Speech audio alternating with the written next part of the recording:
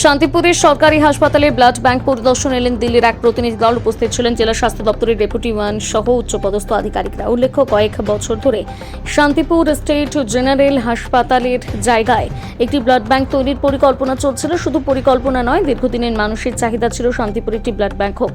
সেই মতন শুরু হয় ব্লাড ব্যাংক তৈরির পরিকল্পনার কাজ। শান্তিপুর স্টেট জেনারেল হাসপাতালের জায়গায় ব্লাড ব্যাংকের জন্য ঘর তৈরি হয়। এবার সেই ব্লাড ব্যাংকের পরিকাঠামো পরিদর্শন এলেন দিল্লির এক প্রতিনিধি দল।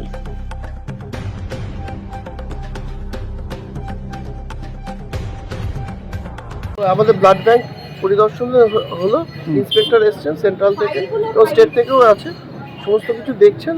ওনারা আরও কিছু দেখবেন, এখনো দেখা কমপ্লিট হয়নি। দেখে ওনারা একটা রিপোর্ট দেবেন, এই রিপোর্টের ভিত্তিতে বাকি কাজগুলো হবে। বর্তমানে কাজ কোন পর্যায়ে আছে? বর্তমানে কাজ প্রায় কমপ্লিটের পর্যায়ে, আর একদম কমপ্লিটের পর্যায়ে।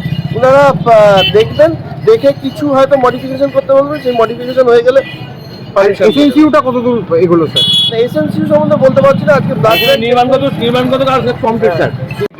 দিল্লি এবং রাজ্য যৌথভাবে পরিদর্শন নিয়ে এসছে, এটাই আমাদের লাস্ট ভিজিট।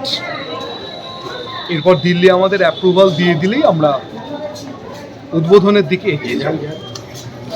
কি কথা হয়েছে সেটা তো আর বলার কিছু নেই। নিশ্চিতভাবে সাধারণ মানুষের জন্য এই ব্যবস্থা। আমার নির্বাচনের প্রতিশ্রুতি ছিল যে শান্তিপুরে ব্লাড ব্যাংক আমি করব। অনেকটা সময় পার করেছি, দিল্লি অনেক দিন পরে সময় দিয়েছে আমাদেরকে। দিল্লিতেও আমাকে যোগাযোগ করতে হয়েছিল এটার জন্য।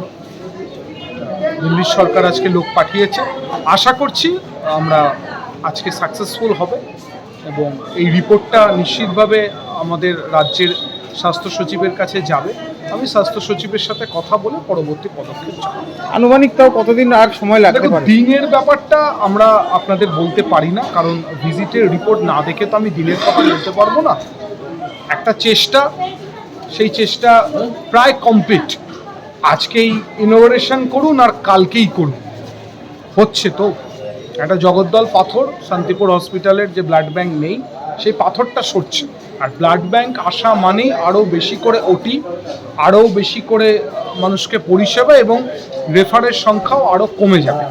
এবং আগামী দিনে যদি মানুষ আমাকে আবার ফেরত আনে শান্তিপুরের বিধায়ক হিসাবে, তারপরে আমার নেক্সট প্রপোজাল হচ্ছে শান্তিপুরকে আমরা সুপার স্পেশালিটি হসপিটালের জন্য দাবি জানাতে পারবো। এসএনসিউটাও কি একবারেই চালু হচ্ছে? একসাথে উদ্বোধন হবে। এসএনসিউ নিয়ে কোনো ভিজিটের ব্যাপার নেই, ওটা ঠিকই আছে, ওটা একসাথেই প্রজেক্ট আছে, ওটা একসাথে আমরা করতে পারবো। Thank you.